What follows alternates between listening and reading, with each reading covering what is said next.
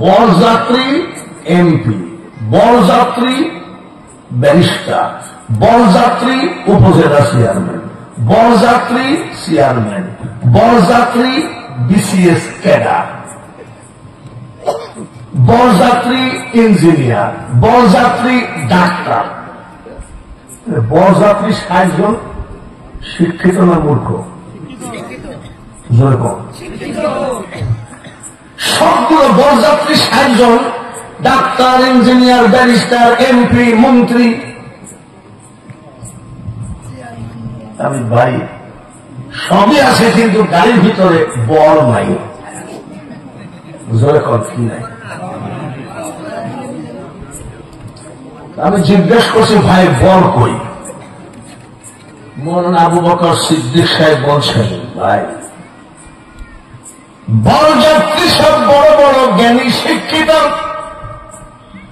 আর বর মাত্র ক্লাস 8 পর্যার জন্য লজ্জায় আনি নাই। ওই বাড়িতে কি খাওয়ার কপালে জুটবে? জোরে কম কেন?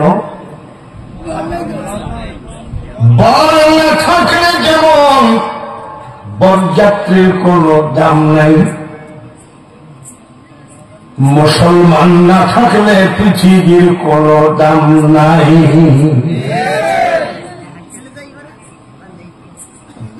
আপনাদের দেশে দেয় কিনা তা জানি না।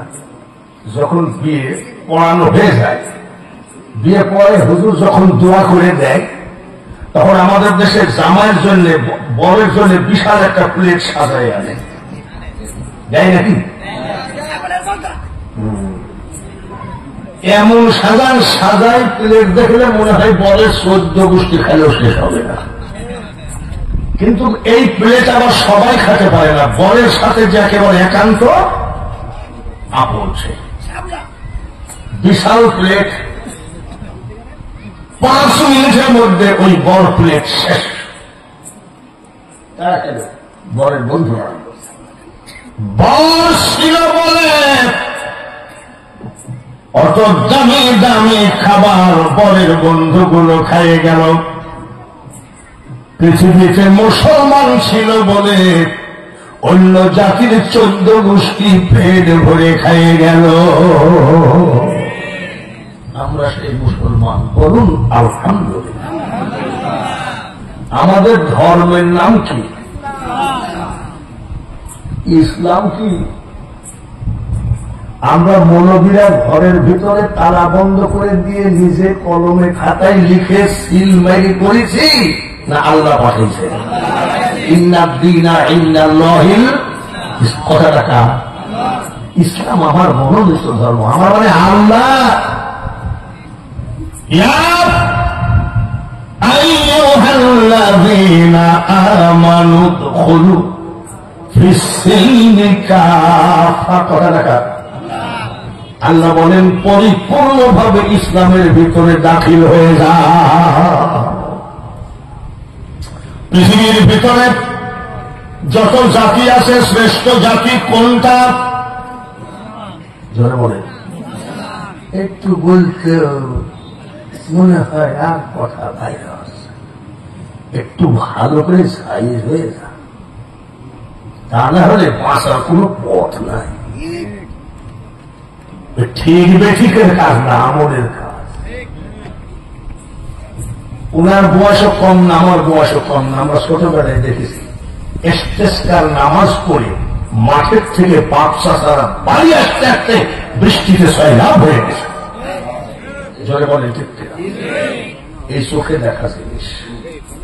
আর সারা বাংলা বড় বড় মাদ্রাসা, বড় বড় মসজিদ, ঈদগাহ মাঠে হাত উবুদ করে, হাত চিত করে কত ডিজাইনের মুনাজাত করছে, বৃষ্টি তো দূরের কথা, একটু মেঘও হয় না।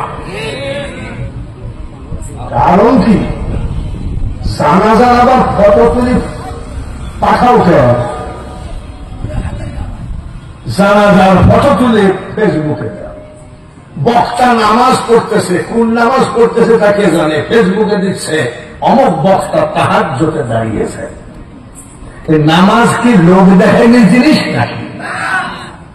ইস্তেসকার নামাজ তুমি পড়লা, ফেসবুকে দিলা কেন? ইমাম সাহেব দাঁড়ায় আছে, আগেই মিডিয়া বাইন্দে নিয়ে গেছে যে এইভাবে তুলবে। একটা করে যদি বলি মুসলমান 78 বছর বয়স, 43 বছর ওয়াজের বয়স, 26 বছর একাধারে গোটা ভারতবর্ষে ওয়াজ করেছি, বাংলাদেশে করি নাই। তাহলে বোঝেন ওয়াজের বয়সও কম নাই। এসব এখন লাগে কেন? এখন তো দরকার নেই। প্রচারের মালিক কে? ভাইরালের মালিক কে? আর আমরা মিডিয়া ব্যাংকে নিয়েছি, বক্তা কাছে আছে, কাছে একবার দিবা, সুজা হয়ে একবার ছবি দিবা। রিয়া কাকে বলে? রিয়া মানেই হলো লোক দেখানো। আসেন,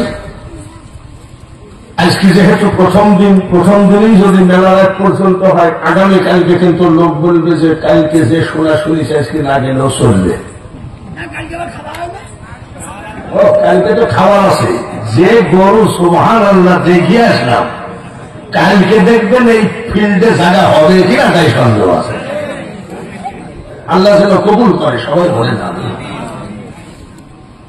ধর্ম আমাদের শ্রেষ্ঠ, যার নাম কি? জাতি আমরা শ্রেষ্ঠ, নাম কি? বলেন আমাদের কিতাবের নাম কি? আল কোরআন। আশেপাশে কোন গোরস্থান আছে না? এই গোরস্থানে খ্রিস্টানদেরকে বলেন তোদের কিতাব নিয়ে আয়, হিন্দুদেরকে বলেন তোদের কিতাব নিয়ে আয়, বৌদ্ধদেরকে বলেন তোদের গৌতম বুদ্ধের পুঁজি পাট্টা যা আছে নিয়ে আয়, শিখেদেরকে বলেন তোদের গুরু নানকের কিতাব নিয়ে আয়। সব জাতির কিতাবগুলো যদি গোরস্থানে 1 মাস ব্যাপী খতম পড়া হয়, গোরস্থানবাসী নাকি পাবে কয়টা? 0, একেবারে ডবল 0। আর আমাদের যে কিতাব 1 মাস ব্যাপী খতম করার দরকার নাই, গোরস্থানে ঢুকবেন, আসসালামু আলাইকুম ইয়া আহলাল কুবুর,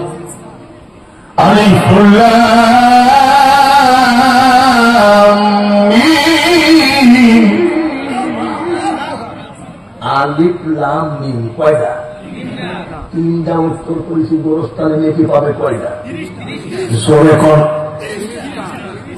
শুধু 30টা নাকি গোরস্থান বাকি পাবে না, যে পড়বে 30টা নাকি পাবে। এর নাম কি? কোরআন। রেহেল কাটে কোরআন শরীফ, ওই রেহেল কাট। এখানে যতগুলো মুসলমান আছেন, রেহেল কাট যদি পড়ে থাকে কেউ পা দিয়ে দাঁড়ায় থাকতে পারবে? কেন? রেহেল কাট যদি শিমুল কাঠ দিয়ে বানানো হয়, কার থেকেও যদি কমার কাঠ দিয়ে বানানো হয়, ওই যে পবিত্র কোরআন শরীফের সাথে রেহেল কাজ টাচ খাইল, টাচ খাওয়াতে রেহেল কাঠও পবিত্র হয়ে যায়। এর নাম হল কোরআন। আমাদের সব শ্রেষ্ঠ, ধর্ম শ্রেষ্ঠ, জাতি শ্রেষ্ঠ, কোরআনও শ্রেষ্ঠ, ঠিক ঠিক। আমাদের নবীরা কেমন না মনে? আজকাল কিছু কিছু দালাল ভাই হয়েছে, কলেমার ভিতরে মোহাম্মদের নাম রাখা বেবা।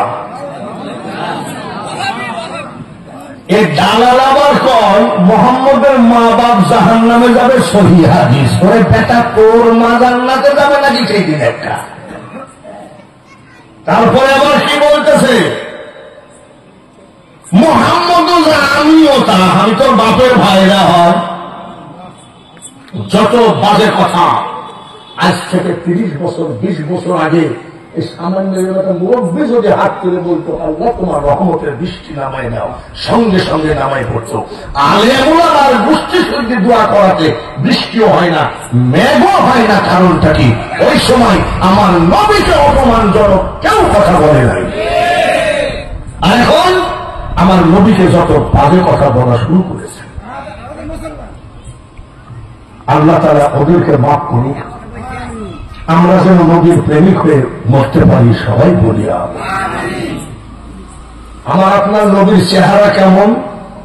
মা হালিমা তো সাদিয়া বলতেছেন, আমি যখন আতুর ঘরে ঢুকলাম, মা আমিনা বাচ্চাদারে আমার কোলে তুলে দিল, স্বামীর কাছে গল্প করতেছে। মা হালিমা ওনার স্বামীর কাছে গল্প করতেছে, স্বামী স্বামী। ওনার আম্মা যখন আমার কোলে উঠায় দিল, কি আর বলবো গো, মনে হলো যেন পূর্ণিমার চাঁদ আসমান থেকে এসে আমি হালিমার কোলে উদয় হয়ে যায়। ইউটিউব খুঁজেন, ইউটিউবের মধ্যে রাজশাহীর এক বেয়াদব বলতেছে মুহাম্মদের মুখে দুর্গন্ধ ছিল। জিব্রাইল বলেছে মেসাজ করে এসো, তোমার মুখে দুর্গন্ধ। কত বড় বাজে কথা। আরেকজন কবি লিখতেছে মেশকোসে বেহতের পসিনা, বলেন মারহাবা। নবীজির মুখে দুর্গন্ধ ছিল। এটা যে বলে, তার মাথায় টুপি আছে, পাঞ্জাবি আছে, গায়ে মুখে দাড়িও আছে, মনে করলাম যে পাগড়িও আছে, কিন্তু লুঙ্গিটা কান দিলে মনে হয় ওই মালটা কাটা নাই মনে হয়। তাহলে এত বড় বাজে কথা আমার নবীর বিরুদ্ধে বলতে জয় বলুন ঠিক কিনা? নবীজির মা আমিনা খাতুন গোসলখানা থেকে বের হলেন। ওই কানা মোল্লার পক্ষে যারা মাশাআল্লাহ মারহাবা লেখো, তাদেরকে বলি, নবীজির মা আমিনা খাতুন গোসলখানা থেকে বের হলেন, নবীজির দাদি মা ঢুকলেন। নবীজির দাদি বের হওয়ার পরে নবীজির দাদাকে ডাক দিয়ে বলছে, শোনেন, বলে কি, আমাদের বৌমা আমিনা বিধবা, একে তো স্বামী নাই, এত দামি আতর ব্যবহার করা কিন্তু ঠিক না। এত দামি আতর ব্যবহার করলে পুরুষের খেয়াল যায় বিধবা মানুষ। আমি মেয়ে মানুষ, আমি বলতে পারি না, আপনি বলেন, আপনি বলেন। দাদা আব্দুল মুতালিব ডাকলেন, বৌমা শোনো, আমি তোমার শ্বশুর আব্দুল মুতালিব বলছি, আমার ছেলে মারা গেছে, তুমি বিধবা, খবরদার দামি আতর ব্যবহার করবা না।